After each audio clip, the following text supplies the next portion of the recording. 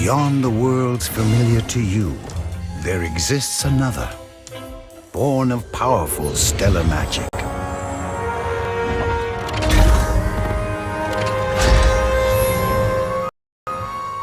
A universe reflected from you, yet different. Perilous, the Mirrorverse. At its center lies the stellar mirror, with malevolent forces seeking to shatter its power.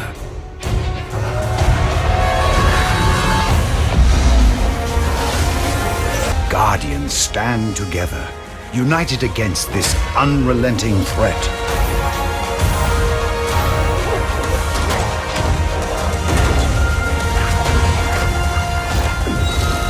As the darkness closes in,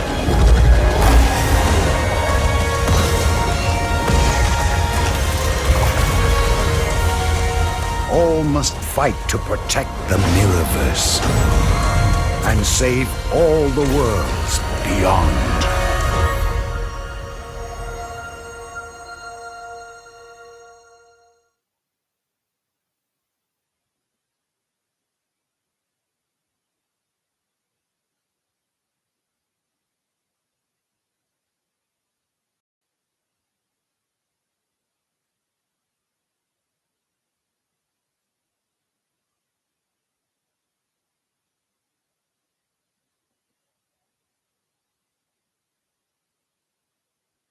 This morning, a family believes someone used an electronic device to track them at Disney World. They say after a full day at the Magic Kingdom, 17-year-old Madison Gaston received a notification that an Apple AirTag device was moving with her. It was first detected with her around 7:09 p.m.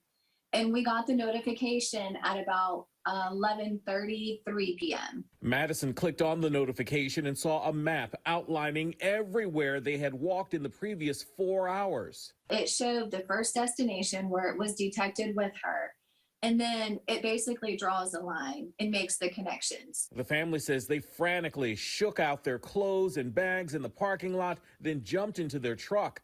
Driving back to the hotel, Madison's phone showed the AirTag was still back in their parking lot. It had apparently fallen out of their belongings. I had seen videos of other people warning people about them and what they were, basically. Apple's AirTag is meant to be attached to things frequently lost, like your keys or wallet. But authorities say some criminals have used the devices to follow people, even attaching them to cars to steal later.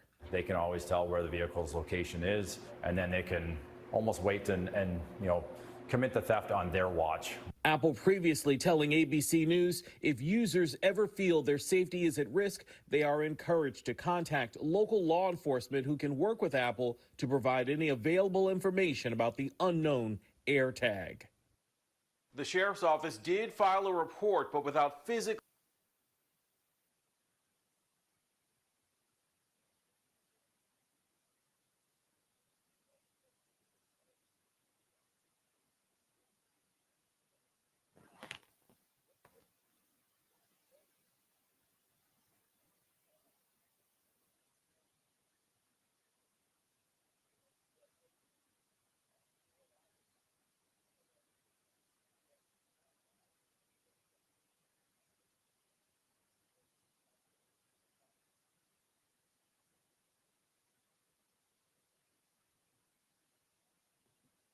physically having the AirTag, deputies did not identify the incident as a criminal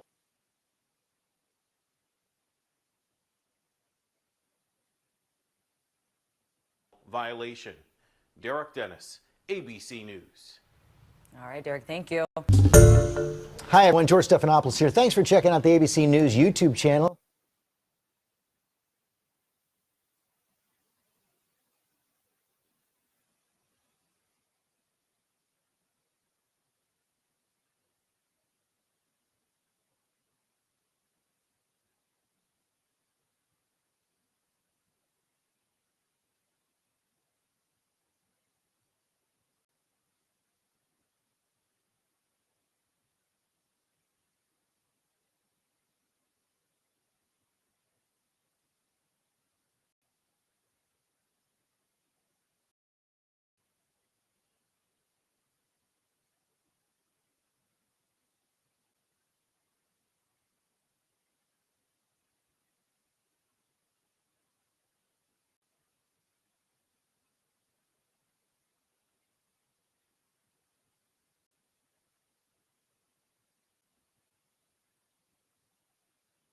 how's the software going on the mixed reality headset?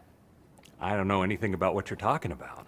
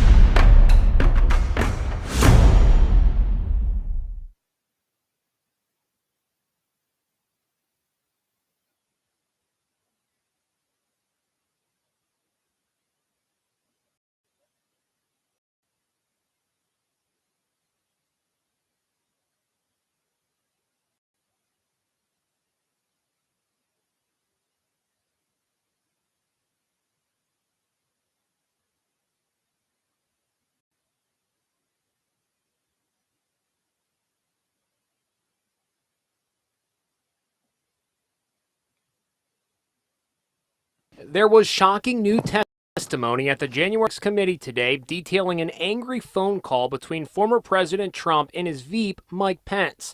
The call on the morning of January 6th was witnessed by Ivanka Trump as her father tried unsuccessfully to persuade Pence to overturn the election. Trump was heard calling Pence a wimp and not tough enough. Ivanka's chief of staff says there was another insult. Do you remember what she said her father called him?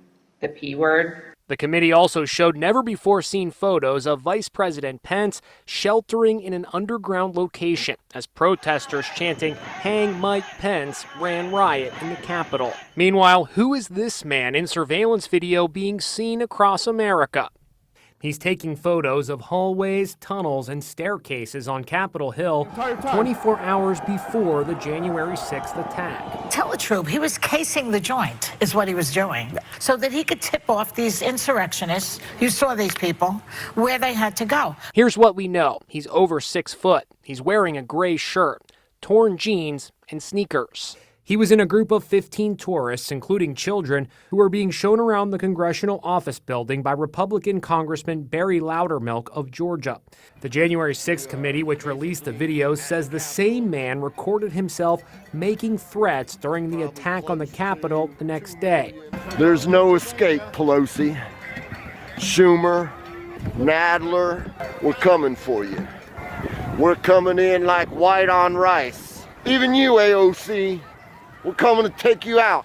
Another clue, he sees someone in the crowd he calls our fearless leader. Hey, what's going on, man? Glad to be here, bro. This is our fearless leader. That guy displays a flagpole with the top sharpened to form a weapon. That's for a certain person. Somebody special. Congressman Loudermilk says he doesn't know the man in the surveillance video. Well, it was a family and some guests of folks that they brought from Georgia. Do you know who that man was in the video? I don't know him. Do you think what's on that video is appropriate? Absolutely not. I condemn that kind of language. We're coming to take you out.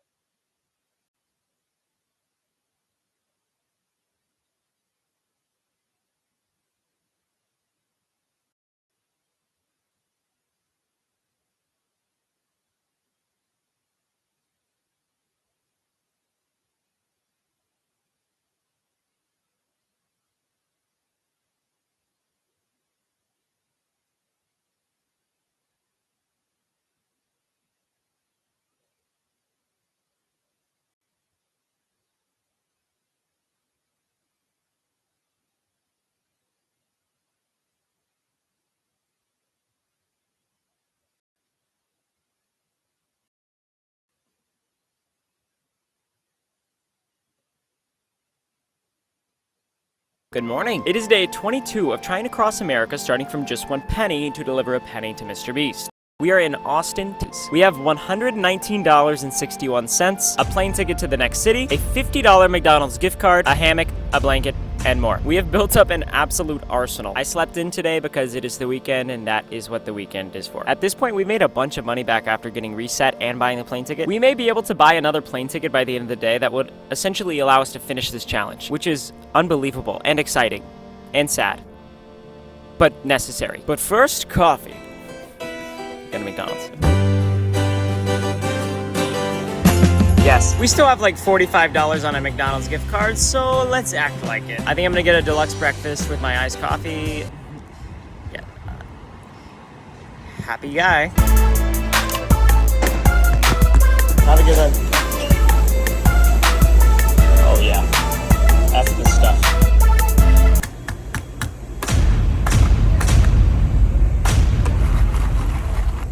I have to show you guys my meal. It's the big breakfast, but I customized it a bit, and I'm very, very excited. Behind me is cool artwork that represents Austin, Texas. I appreciate that a franchise in Austin, Texas has designed their franchise this way. Time to absolutely devour this hash brown politely.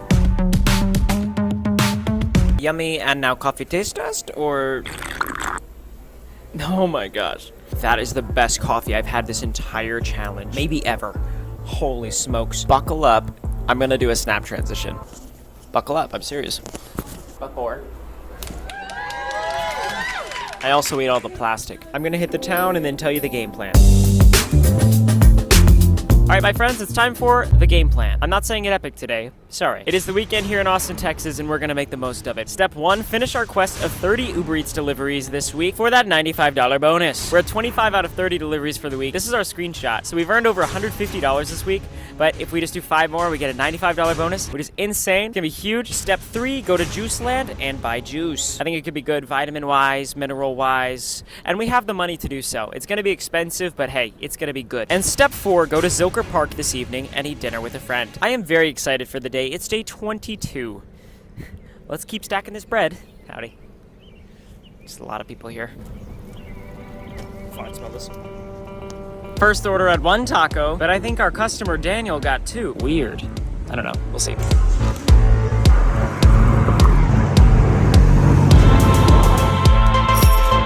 New order at fancy restaurant? I don't even know if they have a sign. That's how fancy they are. Beautiful. Thanks so much. And another one here at Sweet Green.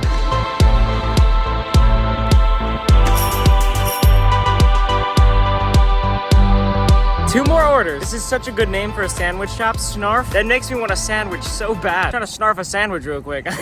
I'm going to deliver Olivia's order now. Awesome, thanks so much. Olivia really about to snarf this sandwich down. No.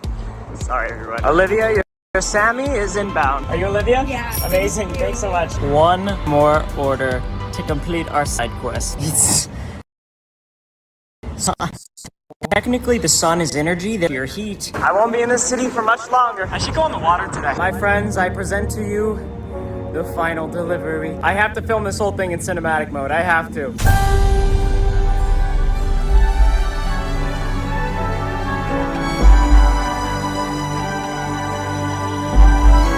I'm picking up for Caleb. Thank you.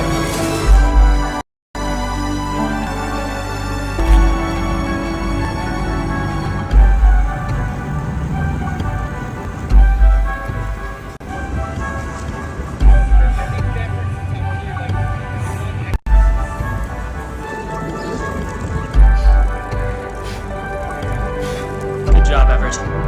Good job.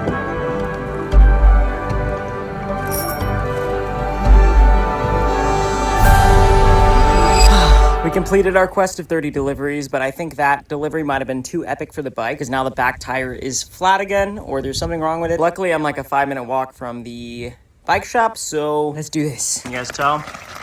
Yeah. Yeah, it's messed up. Gosh. We made it. Yeah. Another piece of glass? Oh no. Goodness. Oh yeah. Sweet. Cheers. $16. Have a good one. Thanks. $16. My friends, Everett has been fixed. Watch this. Yeah, 2 inflated tires. We have a prospective customer to buy Everett off us before we leave for the airport in a couple days, so I need to keep him in tip-top shape. But let's be honest, this is what you've all been waiting for. It's time to cash in on our $95 30-trip delivery quest reward. Look at this. It's pretty crazy. We earned $185.88 in the midst of this quest. 30 trips completed.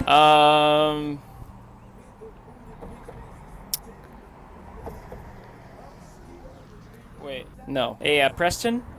What does that say? Trips must begin in Denver. I have made a severe and continuous lapse of judgment. I haven't checked my app progress once. I just did, and it says 0 out of 30 trips completed. Well, that's odd. I just read the fine print. You know what they always teach you in school? Always read the fine print. Trips must begin in Denver. I'm leaving. See ya. No, I'm gone. I'm literally leaving. I'll see you later. I literally evaporated. What the heck? How did it even let me start that? I started the quest in Austin. Evidently, the Uber app thought I was still in Denver and gave me that opportunity. I'm going to try to contact customer support. Okay.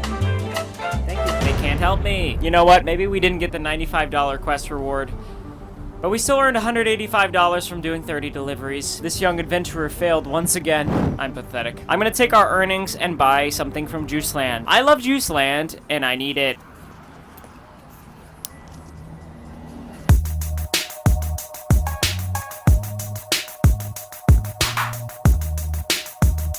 Can I get a strawberry milkshake? Yes. And can I add protein to that? Yes. Yay.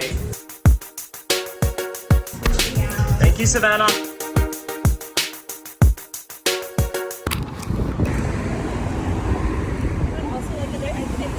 That is so good. Wow, this is so refreshing. It's a protein smoothie, yummy, yummy, and all that. After realizing that $95 quest was for nothing, it wasn't for nothing. I earned a lot of money in the process. I am grateful I did that. Truly. I feel like I just went into Weekend Ryan mode because I just want to have fun now. Austin has a huge lake running through the middle of it, and I think I'm gonna go have some fun, invest in a paddleboard for my soul. Let's do it. Sorry for the eye contact. Okay.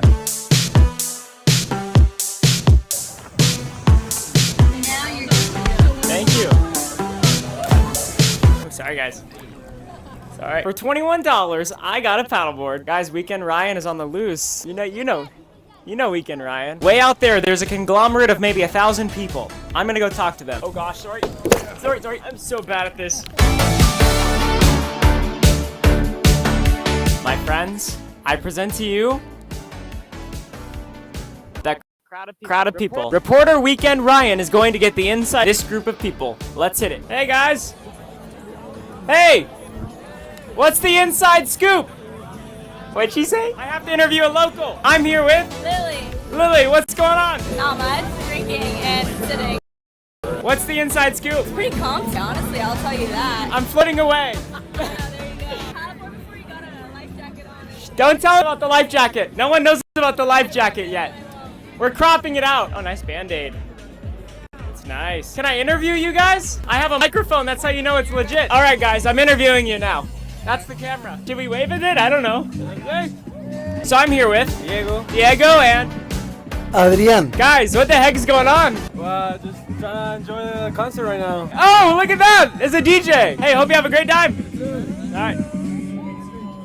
Another successful interview. Weekend Ryan goes crazy. I'll throw it back. They threw me the football. I missed it. All right. You guys ever heard of Tom Brady? Oh gosh. Sorry. My bad, guys. I'm gonna throw it. All right. Here I go. Yes! That was relatively accurate! I'm open! He's throwing it to me. Yeah! They're cheering for me! Oh, I just hit someone. Oh! Woo-hoo! Yes! Oh. Dude, I have a future in this sport. Life is good, guys. Life is good. Oh, sorry. Oh, wow, look at that. I'm at the park. That was fun. I feel like the life of the party over there. I was just catching balls and throwing them. Weekend Ryan alert.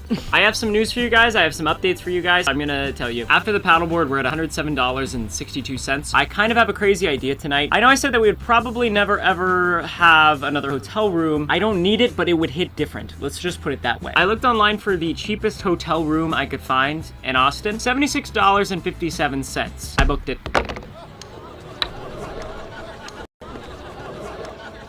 Okay, I'm sorry.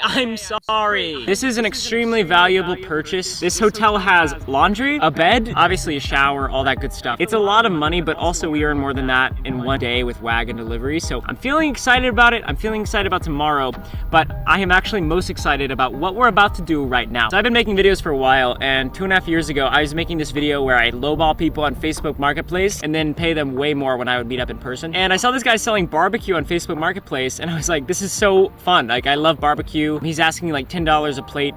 Let's pay him $1,000. And I did it. His name was Chris. He was so amazing. He told me his story. It was so inspiring. It was also some of the best barbecue I've ever had in my life, no cap. And after that, we just became friends. Like, him and his family came over for Thanksgiving, and we've just been in touch. And he told me 2.5 years ago, he always had the dream of buying a trailer and like starting this barbecue business for real. Recently, he did it. It was just such an emotional thing because I know how much work he's put in and how amazing of a person he is, how amazing of a dad he is, and I can't believe it. I literally am so proud of him. He's not bringing it here, but he is bringing me a plate of barbecue that I'm gonna buy off him, just like old times. Watch me eat some barbecue. So Chris should be here any second. Chris pulls up and I'm doing this.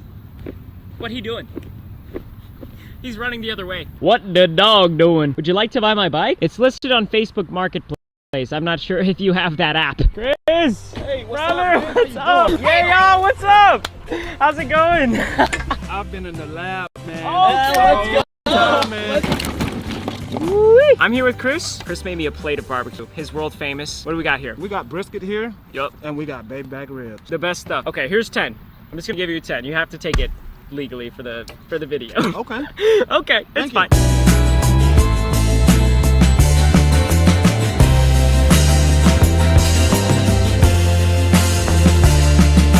Thank you for the meal, Chris. I really appreciate it. It's so good to see you. Man, it's good to see you too, man.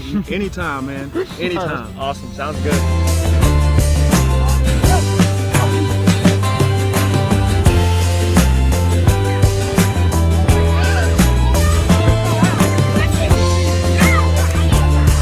To the hotel. We made it. Oh, it's free. Free kids. All right. It can be out this door. Looks like the washer and dryer are out of order. Bummer.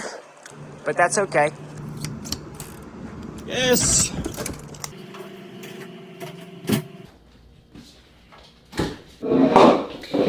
We have a hotel room. I'm gonna do nighttime routine, shower, brush teeth, and then we're gonna check donations. Let's see it. Nighttime routine complete. It is now time to check donations. Feels so good to be in here. It does. We currently have $21.05. We blew a bag today. Yesterday, we were over 7.2 million meals raised, and we are now at, oh my gosh. I'm getting another tattoo. We're at 8.3 million meals raised. So another day over $100,000 in donations. Just crazy how many, oh my, okay. Preston and Brianna donated $50,000 and thus activated reset. Yeah! Reset.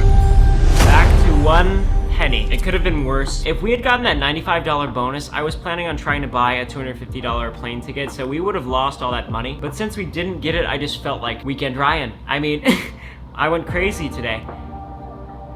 What the? I just dropped my phone. There is another one! SB737 also donated $50,000. Double great reset. A penny goes down to a penny. Oh my gosh. Are you guys coordinating these? Are you trying to make the suffering minimal on my end? What's happening? I can't get over the generosity. Preston and Brianna, SB737, you two collectively just donated 1 million meals. I can't thank you enough. That's so amazing. Guys, we could actually raise $1 million.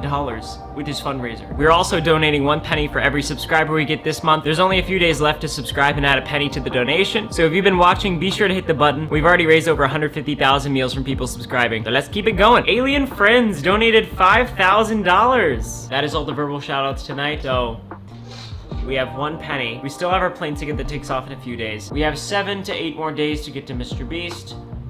I will see you in the morning. Good night.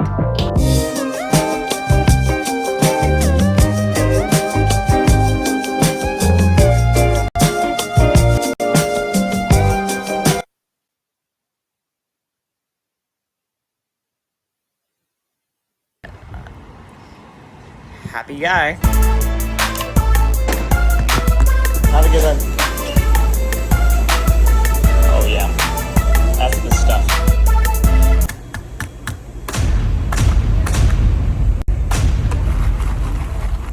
I have to show you.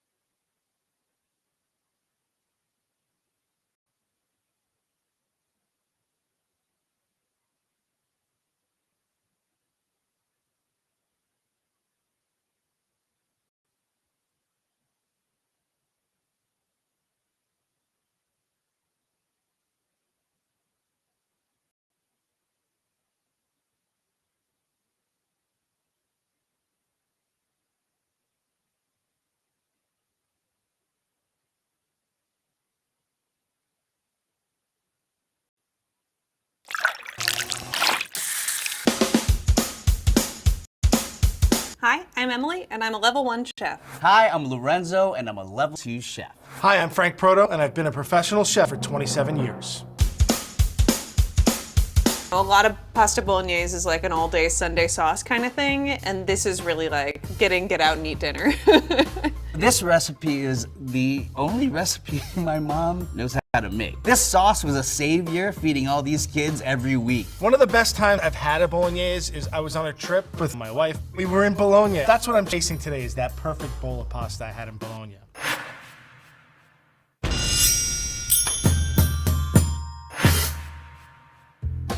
I'm gonna start by making the bolognese sauce. So the base of my bolognese is a mirepoix. It's the trio of vegetables, or the sofrito as the Italians call it. That's celery, carrots, and onions. Now the onions and the carrots are gonna give a little bit of sweetness, a little bit of earthiness. The celery gives a little sharpness and takes away some of that acidity. What this gives us is a nice baseline of the sauce. First thing I like to do is get my onions out of the way. What I do is I take my onion and I'm cutting across the natural line of the onion. And then I just kind of go up and over, almost like you're going over the rainbow, right?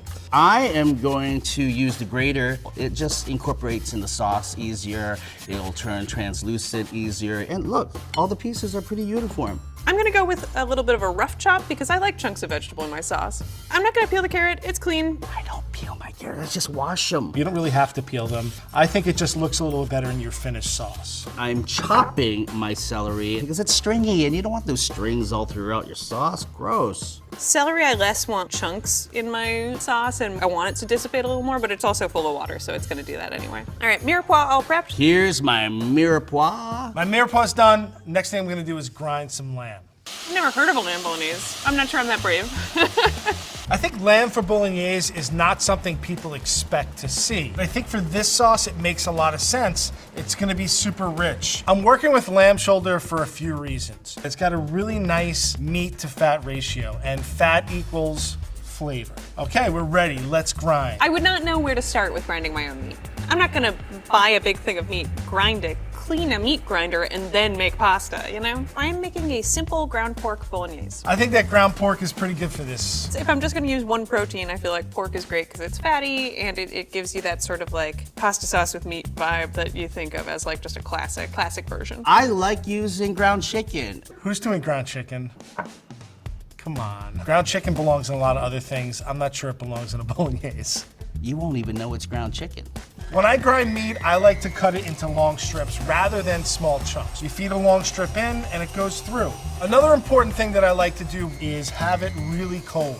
It grinds so much better and a lot easier. If you're gonna try and run warm meat through this, it gets gummy. Now that I have my lamb ground in my mirepoix, I can start assembling this sauce. I'm going to start off with adding a bit of olive oil. Next thing I'm going to do is add these dried chili to our bowl, which are basically just like little cayenne peppers. This is something my grandmother would do, so that's why I do it. It's a great garnish for later on. Once they start to smell a little toasty, they come out and we put them aside for later. So I'm browning my meat first because sometimes when I've made bolognese sauces before, it's like too fatty and oily and it just like kind of breaks, and this helps prevent that. As the lamb cooks, it renders a lot of fat out. I'm gonna strain most of it out, but I'm gonna keep some of it to cook my mirepoix. I'm going to throw in my grated onions, saute them to get it nice and hot. I'm gonna add my garlic. And then I'll add my carrots, yum yum carrots.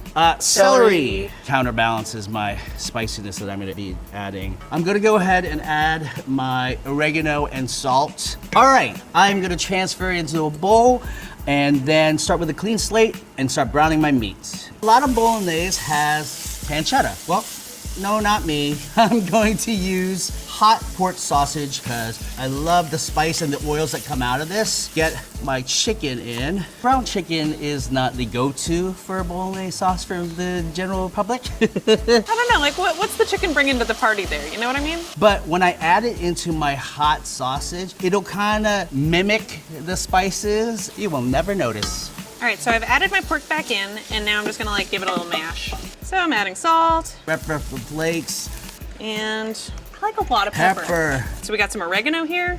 A lot of recipes call for bacon, but I don't always have bacon in the house, and I kind of feel like smoked paprika brings some of that baconiness when you don't have bacon, and this is like always on my shelf. And now I'm gonna add anchovies. I love anchovies. This has been a secret ingredient of Italian grandmas everywhere, and they're basically gonna melt into the sauce. I've never heard of it, but I bet it would be good. Kind of salty, umami, fishy.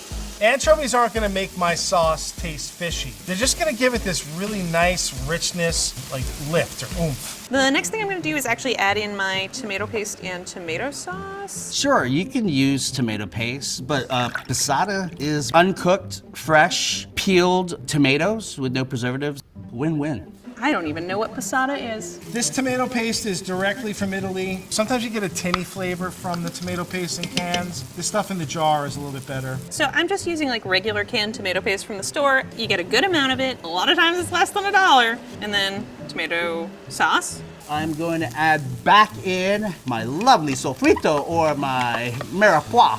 And I'm gonna add white wine. I'm using the red wine to deglaze my pan. It's gonna give a nice acidity to my sauce. Even if it calls for red wine, I think to cook with white wine because I do like the taste of white wines. So, you know, you cook with what you like to drink as well. You could use white wine for this. It's totally up to you. The sauce will be a little bit lighter, and I think that the red wine complements it a little bit better than a white. The wine is nice and cooked off. I don't smell any alcohol anymore, and the lamb can go back in. And then I'm gonna add my chicken stock. While I'm waiting, what I'm gonna do is make a bouquet garni, which is a very fancy way of saying I'm gonna bundle some herbs together and tie them. I have basil, oregano, some rosemary, and some bay leaf. I'm gonna add my bouquet garni so that the sauce has the flavor of the herbs, but the herbs aren't part of the sauce. You're not gonna eat them. So my sauce has been cooking for about 30 minutes. It has thickened up beautifully. So I'm adding pepperoni to give my bolognese another kick of spice. Add like a cup of chicken broth and a splash of milk. I add milk because it adds a little bit of creaminess and like a little extra like depth of flavor. And I'm adding ricotta to give my sauce a little bit of creaminess. Ooh, ricotta would be nice. Yeah, if you've got ricotta in the house, go for it. Then maybe bring it to my house, please. Ricotta is a fantastic substitute for milk. It's gonna give it more of a creaminess and thickness to your sauce. Parmesan rinds. It's gonna give my sauce a great cheese flavor without adding cheese to the sauce. And I'm gonna add some bay leaves. So I'm gonna let this simmer for like 15-20 minutes. So I'm gonna let my sauce gently cook down for about 30 minutes. My bolognese is cooked for about an hour. It's reduced, it looks rich. I'm taking out my Parmesan rinds and my bouquet garni. They've done their work. They've flavored my sauce, and now I don't need them anymore. They're no good to me. Throw them away. So the next thing I'm gonna do is make my pasta. I'm using boxed spaghetti. It goes well with everything. It tastes good. It's easy to make. I absolutely prefer fresh pasta to box pasta. Any sauce that you put to it doesn't exactly absorb into the pasta as easily. I love using tagliatelle pasta. A beautiful, flat, not majorly wide noodle. I've got a beautiful pot of boiling water. Ah! That was hot. I'm making a handmade orecchiette, which basically means little ears. I prefer to do handmade pasta. I feel like it's a dying art, and I want to kind of bring it back. The texture is better. That'll hold your sauce really well. The pasta I'm making is a semolina dough. It's basically 4 ingredients. Semolina flour is made from 100% durum wheat. It makes a nice, firm, chewy pasta. 00 flour gives my pasta a little bit of that silkiness. Everything needs salt for flavor, and just some water. I'm gonna add my salt to the water just to dissolve it. I just find that I get better dispersion of the salt when I add it to the water. So the first thing I need to do is salt my water. Pretty generous sea salt, not crazy, because I'm gonna also be using this water to incorporate in the sauce later as well. And I'm just going to dump in my spaghetti.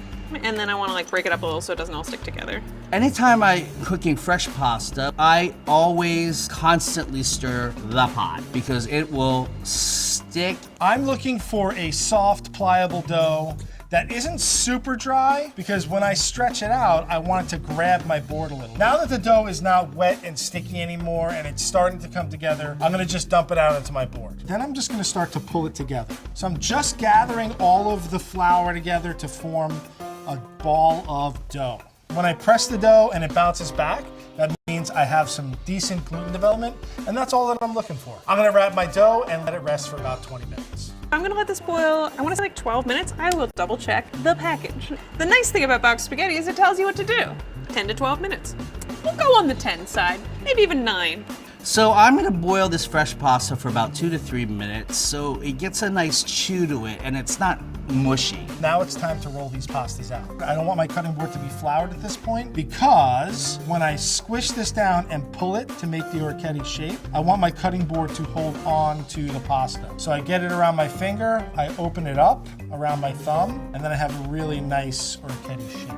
I've never seen orecchiette with bolognese, but I bet it works. They are wonderful for holding sauce. They have a little bit of a cup on the inside, and on the other side, they have a little bit of a dome that has all these little ridges that grab onto the sauce. It's kind of relaxing and mesmerizing, right?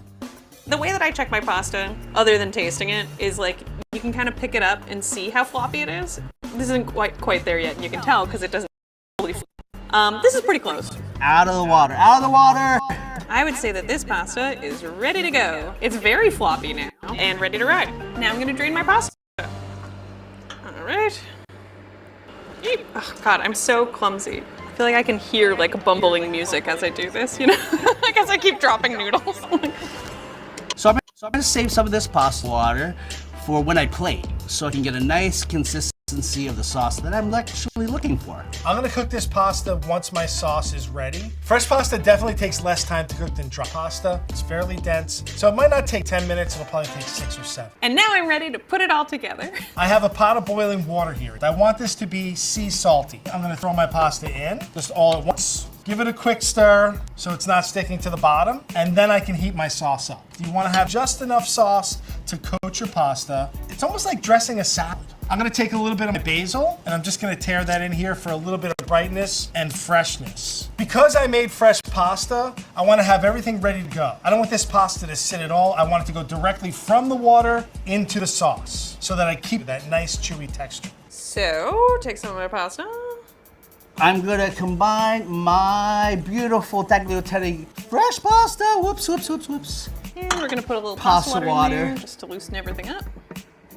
My pasta is cooked about 3/4 of the way right now, and I'm just gonna let it finish in the sauce. And what's gonna happen here is that the starch from the pasta is gonna help thicken my sauce a little and let it coat a little bit better. So now my pasta and my meat sauce are perfectly combined. I'm gonna plate it up. It looks so good. I just got this kid smile on my face. This is a nice portion of pasta. We generally tend to put a big bowl of pasta in front of people. You don't need any more. The sauce is super rich, the pasta is dense, so I don't want to have a huge bowl of pasta. Next up, garnish. So I'm garnishing my pasta with grated Parmesan. The real stuff. So I'm just gonna take a little bit of Pecorino Romano. It's super sharp. And I'm gonna put a little Parmesan on too. The Parmesan is much more nutty. I'm using a shaker of Parmesan cheese just because it's easy to get, it lasts forever. One always has it around. I call those Pringles cheeses. The kind that's on the shelf and who knows how long it's been there. I also have fresh parsley. I have chopped parsley. I just think it adds a nice little bit of freshness. You know, it's simple. I prefer the basil, but parsley, that's pretty good. And beautiful fresh basil. I'm crumbling the fried chili to arbol on top for a little bit of heat. Go for it. I love spicy food. And this is my spaghetti bolognese. And this is my spicy pasta bolognese. And this is my lamb bolognese with handmade orecchiette.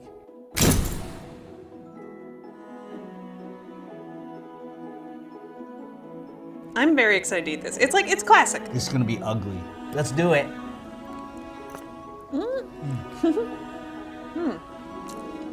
That works. But that chewy, beautiful bite off of pasta is just heaven. One of the things that sticks out to me right away is that the meat is super rich, but it's not super strong. The pasta, like I said, holds on to the sauce. That is exactly what I wanted it to do. You're good. I love you. It's a perfectly good weeknight bolognese, and what did it take me? Half an hour, maybe 45 minutes. Go away, don't watch me while I eat.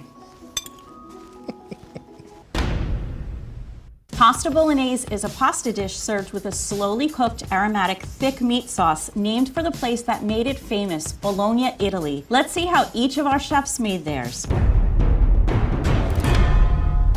Emily used pork in her bolognese. Pork is the meat of hogs and is typically lighter in color because of a lower myoglobin concentration, which is the oxygen-rich biomolecule that gives meat its color. Lorenzo used a combination of ground chicken and hot Italian sausage. Ground chicken is a mild meat, but the addition of hot, spicy Italian sausage gave a really nice flavor combination to his bolognese. Frank used lamb that he freshly ground. Grinding meat yourself means that you're not consuming a combination of meats from various animals, as may be the case with commercial ground meat. Emily made her bolognese with the classic milk base. Instead of the traditional milk, Lorenzo added ricotta, which is not a true cheese in that it isn't made from casein proteins from the milk. Traditionally, it was made from the watery byproduct of making cheese curds, which is twice heated, which promoted coagulation and precipitation of the proteins in the whey, which were then scooped out and called ricotta. Frank elevated his bolognese by using a Parmesan rind from the thick outer portion of a wheel of cheese, which is a great way to use something that might otherwise get thrown out. Adding dairy in the form of a cheese rind adds saltiness and aids in thickening because of the additional concentrated proteins and starches. Emily used a box of dried spaghetti made with semolina. Spaghetti is extruded through dyes, dried, boxed, and ready to use. Lorenzo used fresh tagliatelle. Fresh tagliatelle is made with flour, eggs, and sometimes additional yolks. It's soft and supple and cooks very quickly because it has a higher water content than Emily's dried pasta. Frank made his own hand-shaped orecchiette pasta. He used a combination of 00 flour, which is very finely ground, and semolina, a more coarsely ground flour, combined with enough water to make a firm dough. The advantage of the combination of flours is that the 00 flour has high elasticity for kneading, and semolina has additional protein, which makes maintaining the shape of the orecchiette more reliable. Pasta bolognese is so satisfying with so many combinations and options. Next time you are making this delicious dish for a party of 2 or 20, we hope you'll take some of these tips from our 3 fabulous chefs.